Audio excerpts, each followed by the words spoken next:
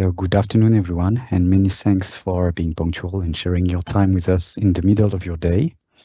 My name is Antoine Jouet. I'm a French partner at Fidal, French law service firm, and I'm based in Lyon. It's a real pleasure to welcome you to our third session of our unyer webinar dedicated to international employment matters. We'll have 1 hour together and we'll do our best to stick to the timing. So thank you again for being punctual. We'll have 1 hour together. We'll do not hesitate to use the Q&A tool to raise questions during our presentation. We'll do our best to answer during or at the end of the presentation. And I will start immediately. First of all, a few words about unyer. Who are we? We are a global organization of leading international professional firms with an exclusive approach, accepting one member in each country. unyer itself, it's not a law firm, but it's a network currently made of 4 law firms, namely Luther for Germany, Fidal for France, Pirola Penutosei in Italy, and KWR in Austria. This is an original model network, as each firm remains independent with its brands of clients and services. Just for you to know, we represent more than 600 million of turnover and over 2,500 lawyers and advisors in more than 14 countries, as each firm has its presence and network in other countries. We believe that in a global world, clients need global solutions. This is why we are here, and today we will mainly speak about employment. Our firm can offer more than legal and employment services. We are full services firms for business, so we can offer contract, commercial law, tax, IP, IT, litigation, advisory solutions, notary in some countries. So feel free to join us if you have any question. In February, during our second webinar, we focused on employment aspects of whistleblowing and inquiries. Today, we will elaborate a bit further on how to conduct internal inquiries, especially in an international context. As always, for those who are familiar with our webinars, the purpose is not to make a catalogue of applicable legislation country by country, but rather to think ahead of issues that we come up while facing a real case at different steps of the procedure.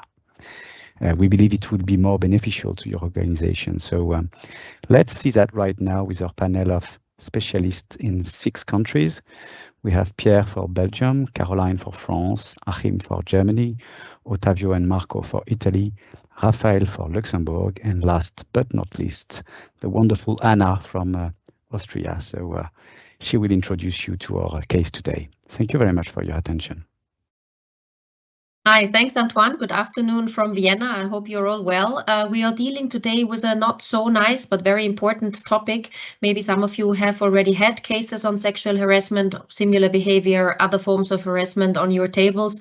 Hopefully, a lot of you have not had any cases yet, but it's very important to be prepared in case something like this happens. We thought that a case study might be helpful and will guide you through the possible phases of this little case.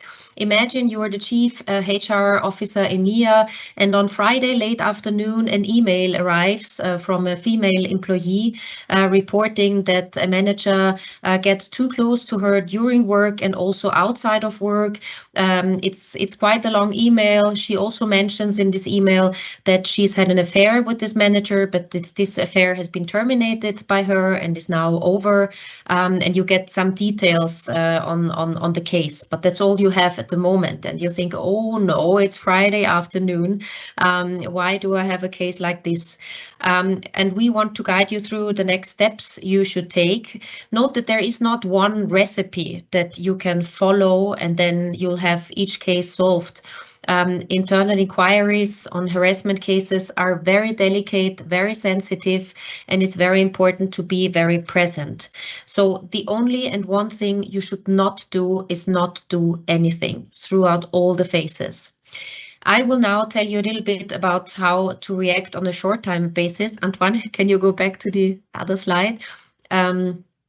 No, one back, please, to the overview. Yes. My colleagues from France will then guide you through how to conduct an inquiry. Of course, we cannot deal with everything, but give you valuable tips. My colleagues from Germany will then talk about tips and traps, which is also a very important part. And last but not least, it's very important to also see what happens after the inquiry. Usually, even if you closed the case, however you close it or deem it to be closed, it's usually not the end of the story. So it's also very important to see what steps you take after the inquiry. Thanks, Antoine. So on the very first part, how to react on a short-term basis. So again, it's Friday afternoon, you got this email, what do you do? Apart from thinking, oh no, you should try to come into some active mode and see what you can do. So the first thing is you will try to find out, based on the email, is there possibly sexual harassment? Is there harassment, or is there similar behavior? Or do you not have sufficient information? Which might be the case in our case study, because you only have an email from a female employee. You can believe her or not, and it's not up to you to believe. It's up to you as the person in charge to take the right steps in order to ensure a proper process to deal with this case. The EU directive foresees a definition on sexual harassment and on harassment. You can read through this after also the presentation, but you will see that there are a lot of unclear words in it and a lot of words that need interpretation, where you have guidance from jurisdictions, from experts, and where you also have to see what you do with this. Beware that sexual harassment and harassment are totally different things, and also that local jurisdiction, especially criminal law, might also have other interpretations and other definitions of harassment and sexual harassment. So it's very hard to say, yes, this is sexual harassment, or no, this is not harassment at all. There are a lot of gray zones. And this is what, for us as lawyers, makes it so interesting to work on these cases. But for you as in-house, you have to be really careful with this. So after you have decided, okay, I have to do something, this is not nothing, this is something, you have to first ensure that the potential harassing behavior is stopped. How can you do this? So think about considering garden leave. Garden leave, note, is not possible to impose in all jurisdictions. In Austria and Germany, it is possible to impose garden leave. In other jurisdictions, in our call, in our webinar today, it is not possible to impose garden leave. So this is also quite a delicate thing. But it might be one of the measures you take, and you could put both parties on garden leave, so the potential offender and the potential victim. You could offer mobile work and agree on mobile work. You could secure that the persons are split and don't have to do with each other.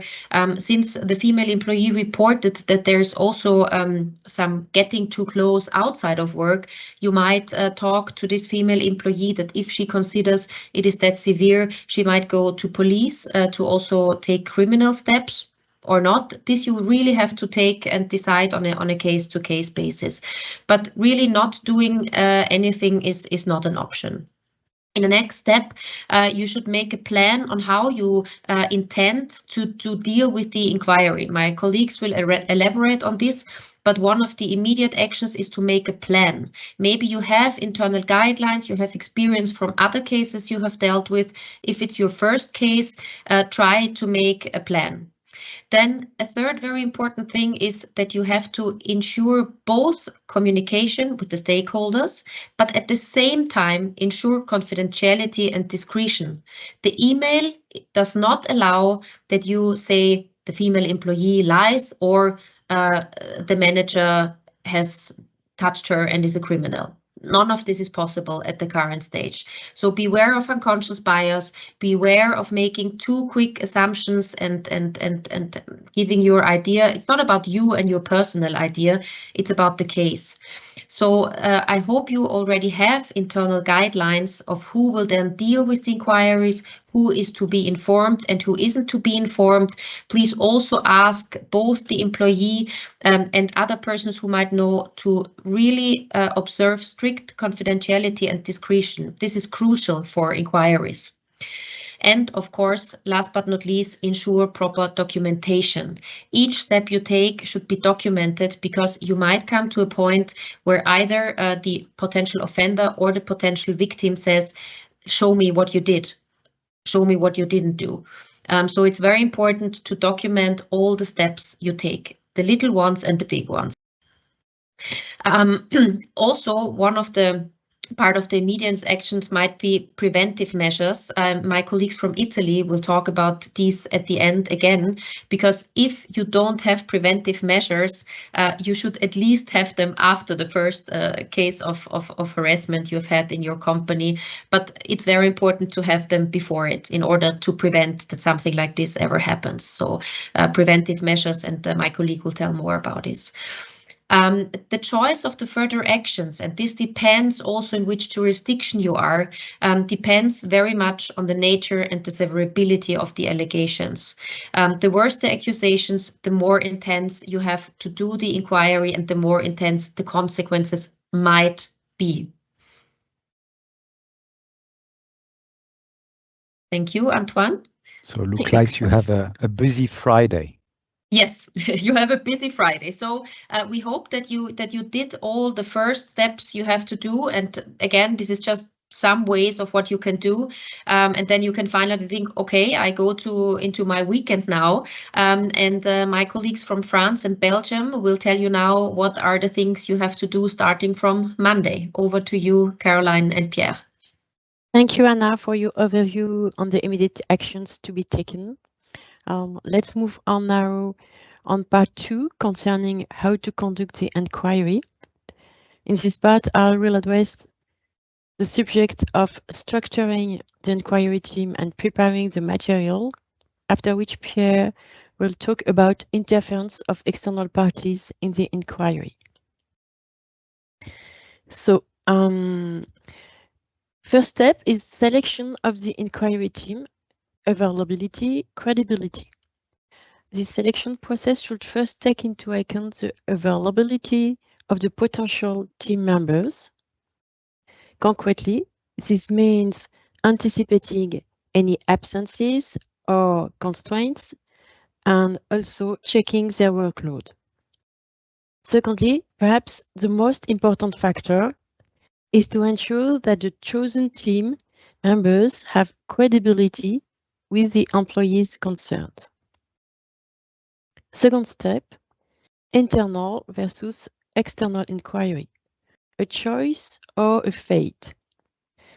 This selection process will in many cases raise the question of whether the inquiry should be conducted by an external or internal team, or some mixture of the two. Is it a choice or a fate? In our case, if it turns out that the person pre-selected for the inquiry are close to the parties concerned, the alleged victim and the accused, or have a tense relationship with them, an external inquiry may be preferable to ensure impartiality, which is very important in such case. An external inquiry can also offer the advantage of bringing in special expertise, such as an external psychologist, a lawyer, etc. On the other hand, external investigators have the drawback of lacking knowledge of how the companies operate. Another drawback is that they can easily fall subject to being influenced by internal power plays without even being aware of that. In any case, the choice between internal or external inquiry should depend on which process provides the best guarantee of impartiality, which is fundamental. Third step, the scope of the interview process, essential interviews, requested interviews. So once the team is appointed, you are about on Monday, the next step is to determine the scope of the interview process that the team will conduct.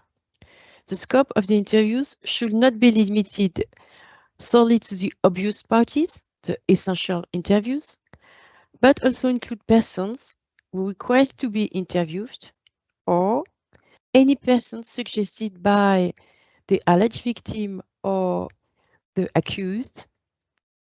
And for instance, in our case study, the accused should be given the right to have certain witnesses interviewed in order to ensure that the inquiry is conducted loyally. Fourth step, preparation of set of questions based on substantially same template. The interviews should be conducted using substantially the same set of questions. It is even recommended, if possible, to ask all the interviews the same questions and also in the same order. Last step, importance of securing the inquiry process, risk of judicial or administrative review. To conclude, securing your inquiry process is all the more important because it can be subject to subsequent challenge. For instance, in our case study, a court of law could review the scope of the inquiry and find, for instance, that the number of employees interviewed is not sufficient and therefore decide not to follow the conclusion of the inquiry. In our case study, if you are in France, the alleged victim could refer the matter to an independent administrative body, the Défenseur des Droits, and this body may then review the inquiry process and verify whether the conclusions drawn by the employer are consistent with the content of the hearings conducted. And we have a recent example in case law, Caroline, and it is the same for the judge. They always can judge differently, so it's very important that you document the process. And you have a strong inquiry as possible. And let's now hear Pierre from Belgium speak on interference of external parties. Good afternoon, everyone, and thank you, Caroline. So we just heard from Caroline that actually internal and external investigations are not mutually exclusive, on the contrary. And I would like to disregard to stress the impact on external interventions, particularly when you have an external advisor who has to come in the inquiry based on the law, and we will see, and to see the role he has to play that can be less or more important depending on the concerned jurisdiction. And for example, in Belgium, we have the psychosocial aspect advisor, which is a mandatory body, and the fact that it is external is also mandatory. It cannot be someone. This person cannot be someone from the company. And this person plays a crucial role when it comes to handling complaints related to sexual harassment and any other psychosocial risk at work, such as violence or harassment in general. So this is the first point of contact with the employers for the employee. And in the concrete case we're talking about here, when the human resource manager received the email, first the HR manager has to remind the victim that he or she in that case can refer to this person, to this external person, either to seek for guidance or, if necessary, to file a formal request for intervention. And if the employee decides to do so, to submit this formal request, then this external advisor must, by law, conduct a formal inquiry. It becomes an investigator, and this person will have to issue a report after hearing the accused person, the complainant, any possible witnesses, evidence, assessing the situation based on facts and testimony. But the external investigation that the employer cannot force, but that can be forced to the employer if the victim asks, is not necessarily a substitute for internal inquiry. We know that such investigation, external investigation, can take time.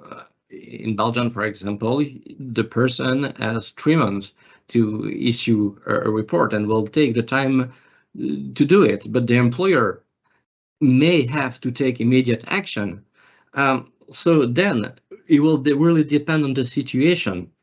Do I need, because we know, for example, if the question is about terminated for gross misconduct, the alleged author of the harassment, the employer has a 3-day period as from is sufficiently aware of the situation. So do I need to wait longer for the external process, the external investigation, or can I rely on what I have, or should I rely on what I have or what I can have? So this is like a strategic question that has to be, answered based on the concrete situation.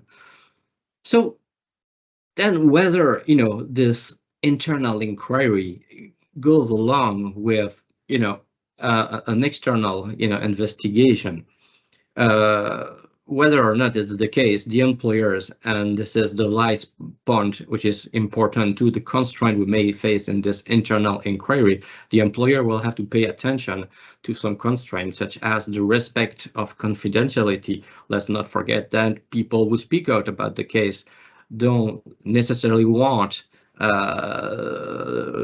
know that they talk. They want to be anonymous. That may make the thing more difficult to take measures against the possible offender. There is also the privacy right coming from GDPR, as you know, but also specific national measure legislation related, for example, to internet research.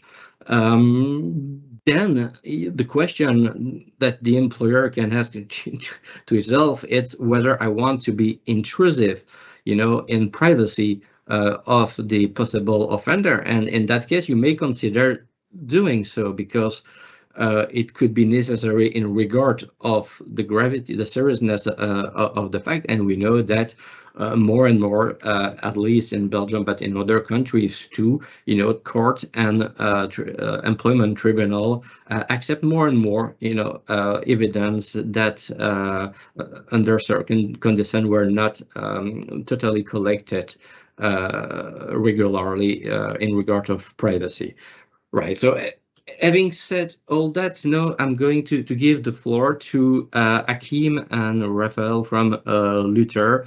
We're going to share with you some tips and to draw your attention on some other traps. Well, thank you very much, Pierre, for this instructive explanation. We now heard really a lot about different options, how to approach and set up the investigations. And for that reason, now in the following, we'll try to give you, in a nutshell, a brief overview of the do's and don'ts, and to bring in our thoughts and our experience here. This is, of course, not to be considered a final list, but it's, so to speak, our top 10 list, which we think is essential to consider when it comes to investigations. First, we consider the detailed documentation of the investigations, including, of course, the concrete suspicion and the interviews that are carried out, to be a very important point and to be key when it comes to internal investigations. As Anna already pointed out, and in the given case study, there is a first suspicion, and if it's of course important to document this suspicion and to document also your conclusions and your next steps where you would like to go. For example, finding further means of proof, carrying out interviews, looking at databases, and so on. All this has to be documented. And why is this the reason? Well, first and foremost, you want to be compliant. You want to be in line with the Act, with the Whistleblower Protection Act. And if this is disputed in a future court case, you want to prove that everything has been documented and has been carried out properly. Secondly, it will certainly come to court cases. For example, cases about terminations, about warning letters, or claims for damages. And if you do not have a proper documentation at hand, it will be really hard, but yeah, maybe almost impossible to prove in court that there was a violation, that there was a misconduct. So when it comes to court cases, it's very important to have the proper documentation at hand. And finally, of course, you as a company, you as an employer, will prepare a final report on your investigation. And without any documentation, it will almost be impossible to make a final report.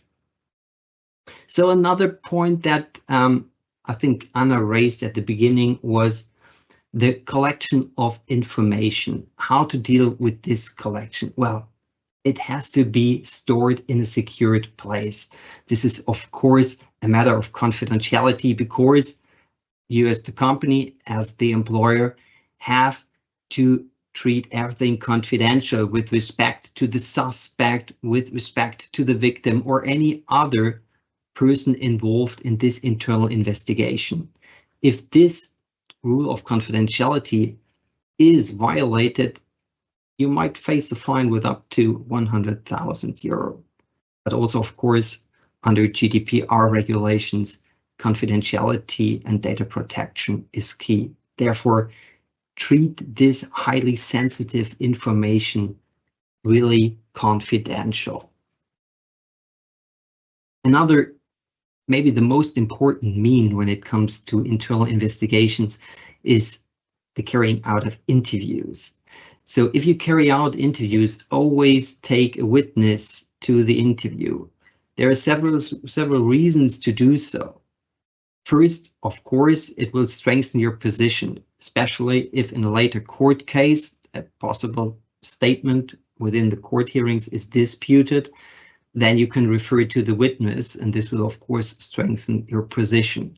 But also from a practical point of view, it's easier to carry out interviews if you have someone who, well, maybe asks the questions or have a look at the body language, takes note, so that the other person can concentrate on other things.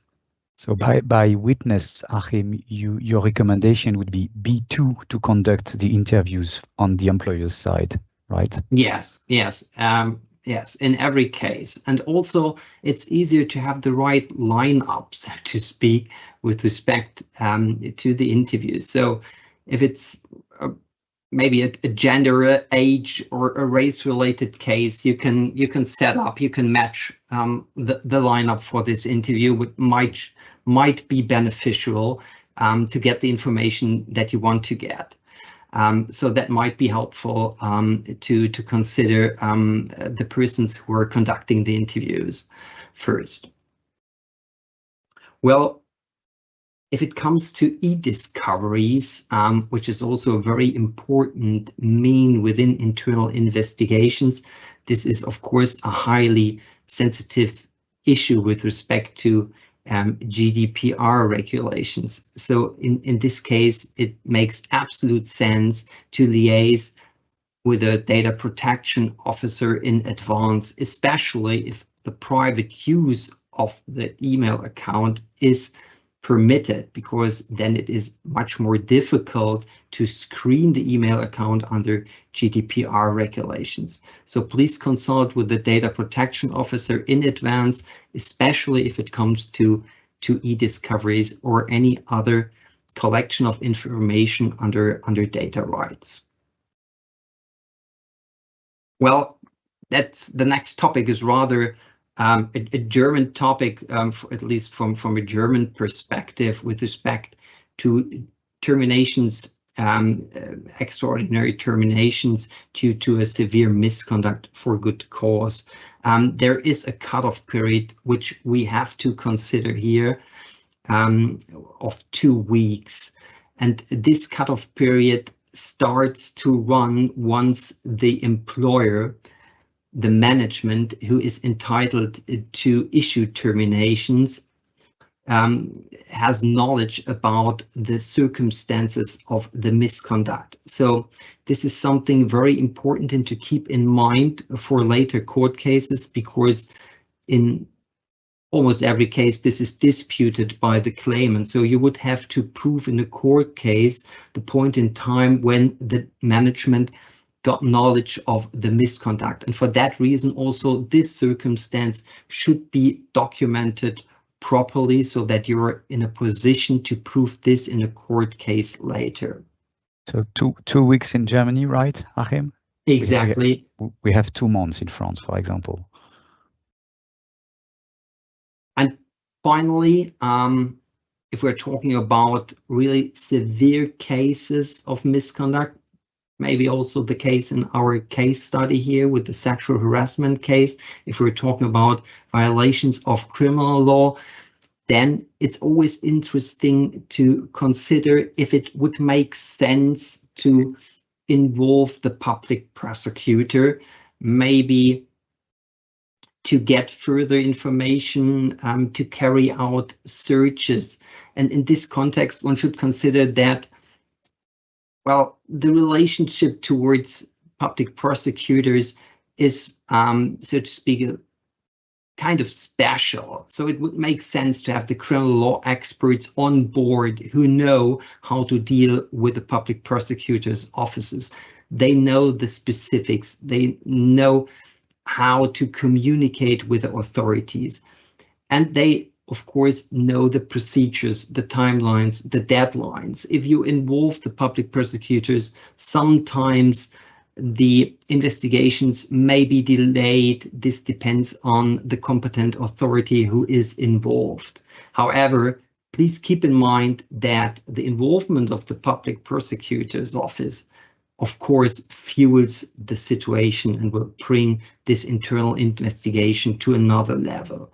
So be careful here and consult a criminal law expert in advance to discuss the issue and to discuss the next steps. So now have a look at the don'ts. Raphael. Thank you very much, Achim, and good afternoon to all. About the don'ts, there are 2 that we thought would be interesting to mention in the context of this webinar. The first one would be avoid violating fair trial principles. So when we talk about fair trial principles, of course, it makes you think about criminal proceedings. And here, in the context of internal investigations, internal inquiries, we are not in the context of criminal proceedings as such, obviously. However, what you should do as an employer is basically to assume that you have to conduct your internal investigations in a fair and impartial manner, and that you must respect the employee's rights of defense to a certain extent. It's interesting because there are differences here between legal systems. In some laws, you may have specific legal provisions that state this and that contain an obligation for an employer to conduct his internal investigations in this way. Sometimes very specific and precise legal provisions even, but under some other laws, you don't have such specific legal provisions. In Luxembourg, just to take my jurisdiction as an example, you have different situations. In cases of moral harassment, for example, you have specific legal provisions that state that the employer needs to respect the employee's rights of defense, but you don't have such legal provisions in cases of sexual harassment, as in our case study. But still, you should assume as an employer that you need to remain impartial and to comply with the employee's rights of defense. And this, in Luxembourg law, your obligation to do so would be considered based on a general legal obligation to perform a contract in good faith, actually. What does it mean concretely? We noted on the slide a few concrete examples and which can relate to our case study. You would need to inform the manager who allegedly or at least is accused of sexual harassment. You would need, or we would advise you to inform him in advance about his right to remain silent if there is a risk to incriminate himself. A second advice would be do not put pressure on him, like do not assume that he did what was alleged necessarily and put pressure to try and get him to confirm it. And the third point would be do not make any false statements or try to trick the manager to achieve a confession, especially, for example, pretending that you have strong proofs of what he did and hope that he will then feel that now he needs to confess because there is no other way around that. So this we would advise you to avoid. A second don't that is worth mentioning here is it regards actually data protection law, which my colleagues already mentioned a few times. But here what's important is that you need to keep in mind that personal data protection law applies also in the context of such an internal investigation. So this is the famous GDPR, which you all heard about. The idea is that, well, of course, data protection law, GDPR, it's a very specific and complex topic. It's something for specialists, so we won't go in much details about this here. But the main point to keep in mind is basically that as soon as there is a processing of personal data, and as soon as the concerned person has no knowledge about it or did not confirm that the person agree with the processing of personal data, it gets tricky. That's the general idea. It gets tricky from a personal data protection law standpoint. Which is why we generally would advise you to avoid using certain means such as secret video or even audio surveillance or photographs, in the involvement of private investigators, things like this, which are means that happen without the persons being aware of it. We generally advise you to avoid using them, but it does not mean that these means are in all cases prohibited and should never be used.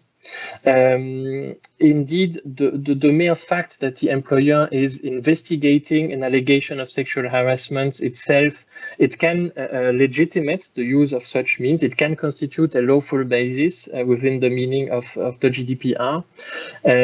But we definitely advise you to use them wisely, I would say, really on a case-by-case basis and with care. Ideally, after consultation of your data protection experts and the data protection officer. So now I will give the mic to my colleagues Ottavio and Marco, who will talk to you about what to do after the inquiry.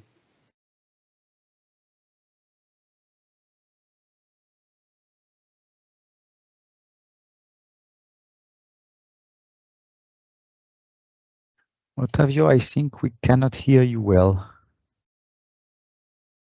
So probably your microphone is not working.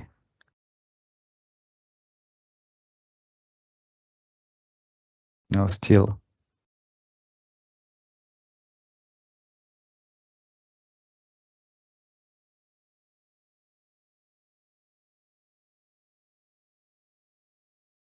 I will take this opportunity maybe to answer one question we had in the chat. The question is, doesn't the separation of potential victim and potential perpetrator contradict the presumption of innocence? So, of course, presumption of innocence is a very strong principle of our laws, and I think the principle is valid in every country. generally, the presumption of innocence means that you treat everyone as an innocent. And precisely the fact that you try to make an investigation, it's okay, Ottavio, I think. I was answering a question. So the fact that you are trying to collect the facts through an investigation, through an inquiry, is precisely to maintain the presumption of innocence. So by separation, I do not know what you meant. Separation may be just to isolate employees, but you would do the same if two employees were fighting at the office. It doesn't mean that one is the author and one is the victim. It just means that you want to separate the people for the time of the investigation. So I don't think it will contradict the presumption of innocence, but at the contrary, it will be a good way to maintain that. So Ottavio, I think we can hear you well now.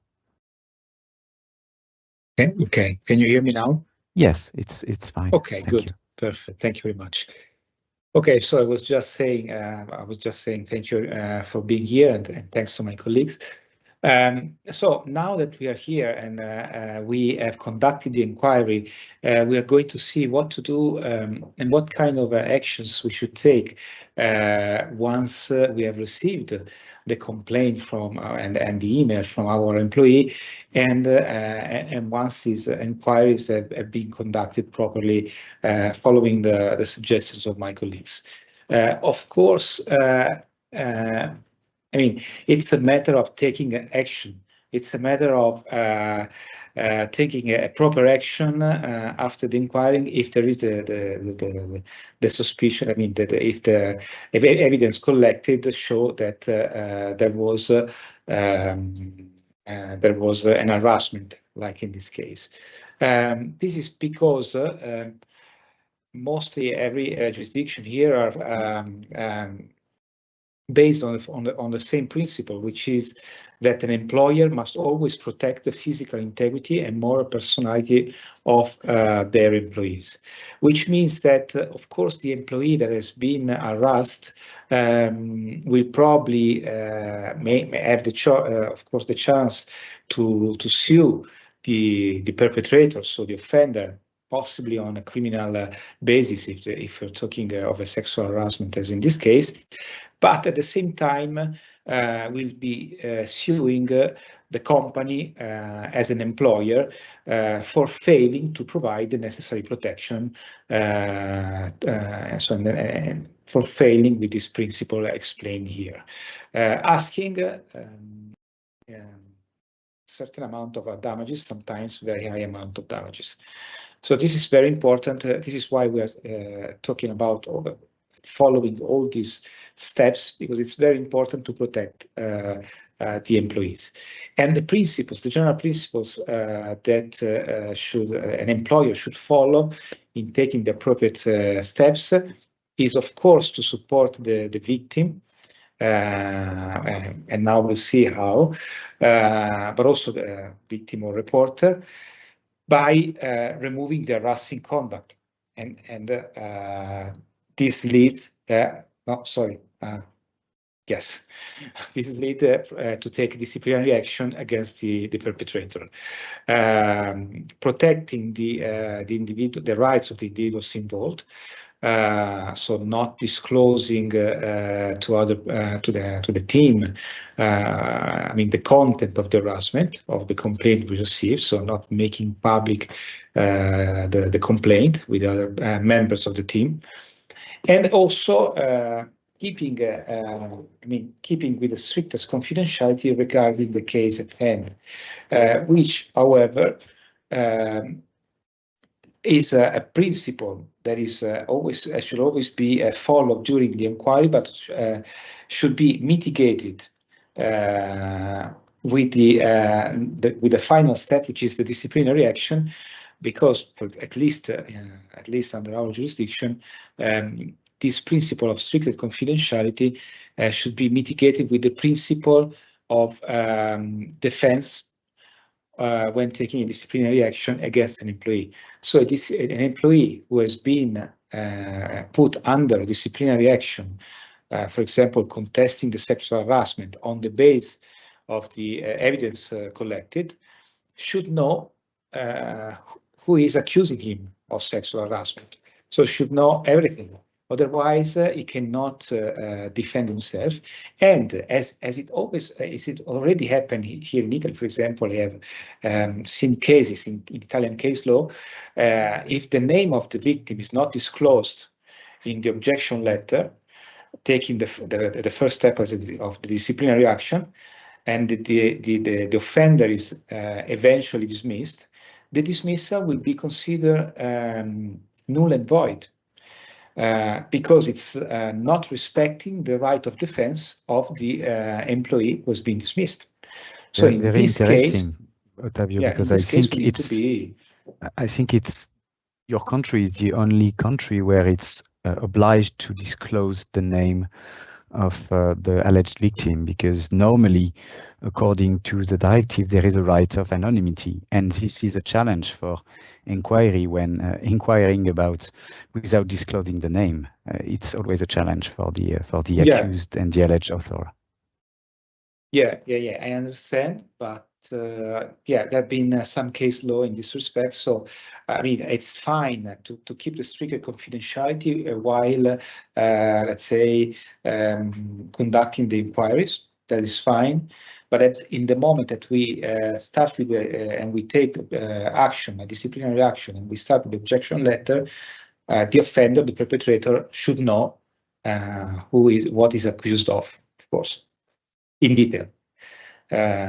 So this is important. And another important principle there, and then I pass the floor to my colleague Marco, is that like in the case that we are commenting, that we are seeing today, not only the actions taken during work are relevant.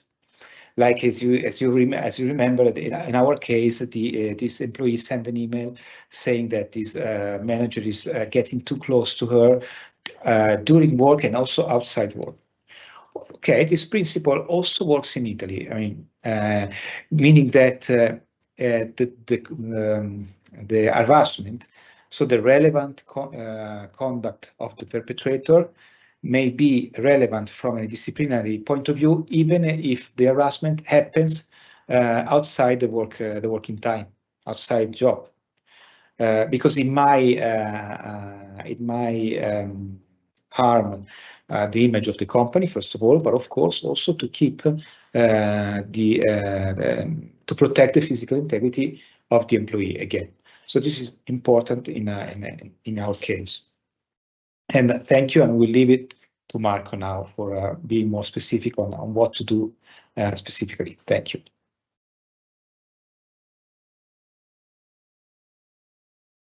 Thank you. Hello, everybody. Thank you to my colleagues for their remarkable interventions.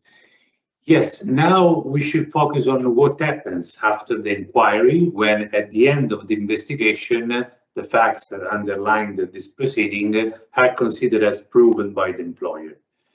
Well, we may say that in Italy, but also abroad, on a European perspective, the consequences may be different depending on the subjects involved in the investigation. Let's talk about, for example, for the alleged victim. We may say alleged victim because, of course, there is a civil proceeding and we may be very cautious in evaluating also the position of the parties. Of course, the employer may bear in mind to protect as much as he can the alleged victim, because she may not be comfortable with remaining at the workplace or to come back to the workplace at the end of the proceeding. So if the victim asks so, the employer should grant the victims with the possible working outside the company, or if asked also with the psychological support, because the victim may, of course, suffer from all the serious facts that he has suffered during this phase.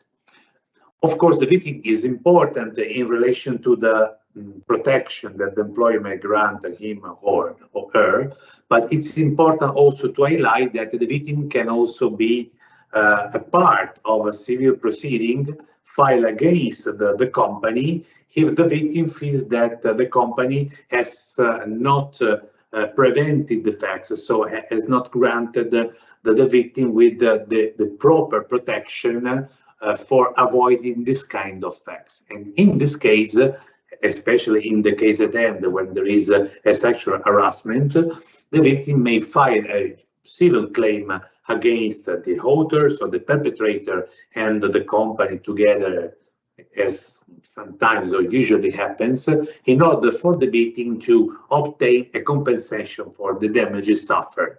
And we are talking about non-pecuniary damages like, for example, the one arising from a possible psychological effects on her arising from these facts, but also for the image and the professionality of the victims in relation to the facts occurred.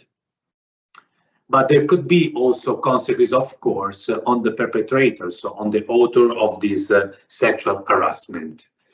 When a person is deemed as the author of a sexual harassment, of course, a disciplinary proceeding will start, and I would say should immediately start, because in Italy, but also abroad, this proceeding should be compliant also with the principle of timeliness of the proceedings, because as soon as the facts are checked and considered as the proof of the responsibility of the author should be immediately charged with these facts through a written letter, a disciplinary letter.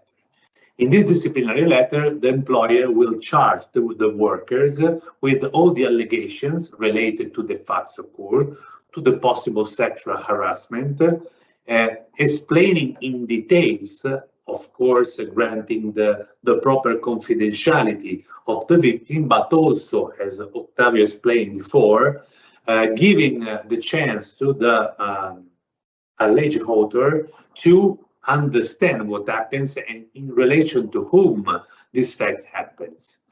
And the possible disclosure of the name of the victim would be important, not only because case law, as Ottavio explained, suggested to do so, but also in order for the alleged author to know who was the person who was allegedly suffering from this action. The author, once received the letter of the disciplinary warning letter, will render his justification, but in the meantime, the perpetrator could ask for having more details, could ask for having the documents proving the facts ascertained against him, and we render his justification explaining his position on the facts. At the end of this proceeding usually ends with a disciplinary sanction issued against the perpetrator. That could be, in the most serious cases, a dismissal for just cause.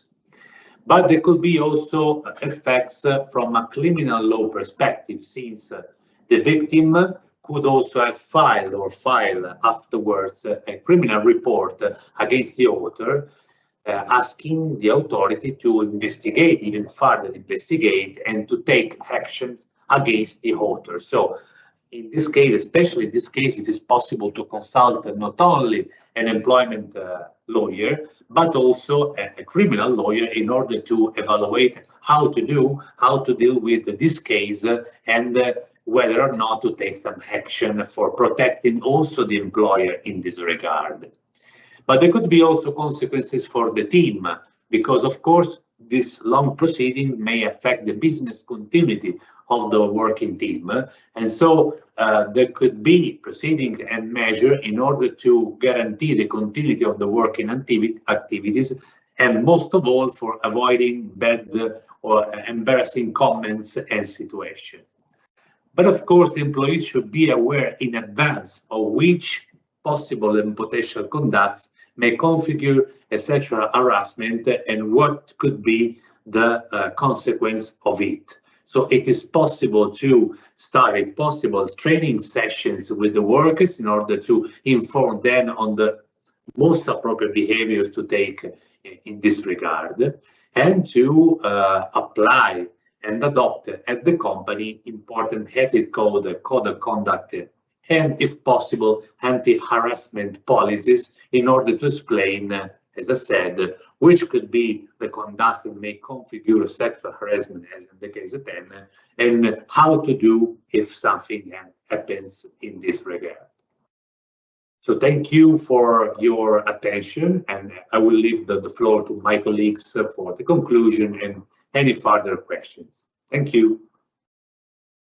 Thank you to all. So very shortly, because we are close to the end of our webinar, be conscious that real life can be more surprising than serious games. So the more you're prepared, the best you take appropriate actions. I think what we've heard today is, although differences may exist in various countries, make sure you are not only prepared, but also you have consistent processes. You will gain enormous time by preparing templates in asking the questions, preparing the interviews, preparing the introductions, the way you invite the employees to testify, to conduct the interviews, etc., etc. And history shows that, again, when you have made 10 or 20 inquiries, things goes well.